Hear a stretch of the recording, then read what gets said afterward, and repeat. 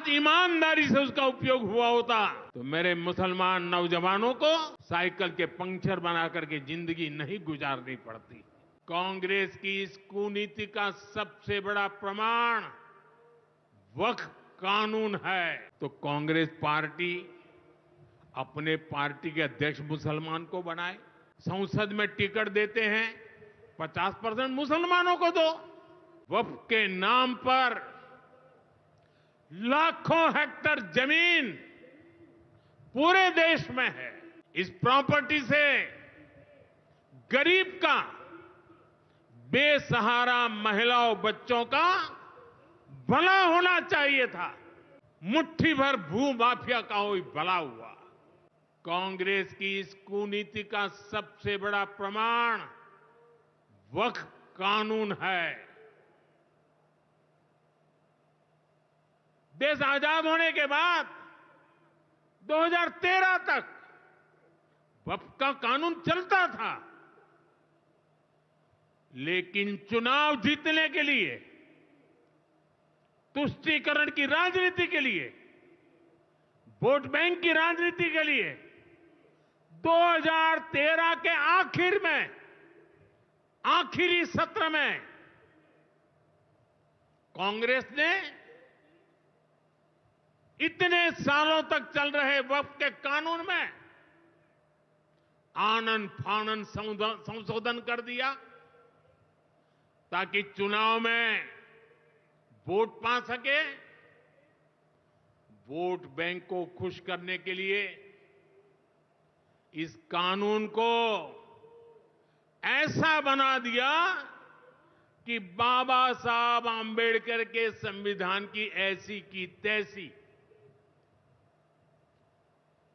संविधान से ऊपर कर दिया। ये बाबा साहब का सबसे बड़ा अपमान का काम था। साथियों, ये कहते हैं कि उन्होंने मुसलमानों के हित में किया।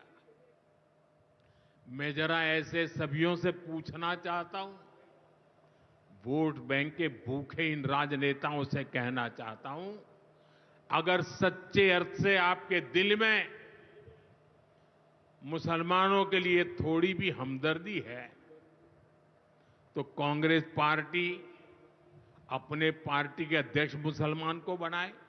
क्यों नहीं बनाते भाई? संसद में टिकट देते हैं 50% मुसलमानों को दो। जीत करके आएंगे तो अपनी बात बताएंगे, लेकिन ये नहीं करना है। कांग्रेस में तो कुछ नहीं देना है। देश के नागरिकों के अधिकारों को छीनना और देना, इनकी नीयत किसी का भी भला करने की कभी नहीं रही, मुसलमानों का भला करने की भी नहीं रही। यही कांग्रेस की अच्छी सच्चाई है। साथियों, वक्फ के नाम पर लाखों हेक्टेयर जमीन पूरे देश में है। इस जमीन, इस प्रॉपर्टी से गरीब का, बेसहारा महिलाओं बच्चों का भला होना चाहिए था। और आज ईमानदारी से उसका उपयोग हुआ होता तो मेरे मुसलमान नौजवानों को साइकिल के पंक्चर बना करके जिंदगी नहीं गुजारनी पड़ती।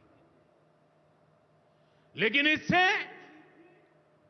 मुट्ठी भर भू माफिया का कोई भला हुआ। पसमानदा मुस्लिम इस समाज को कोई फायदा नहीं हुआ।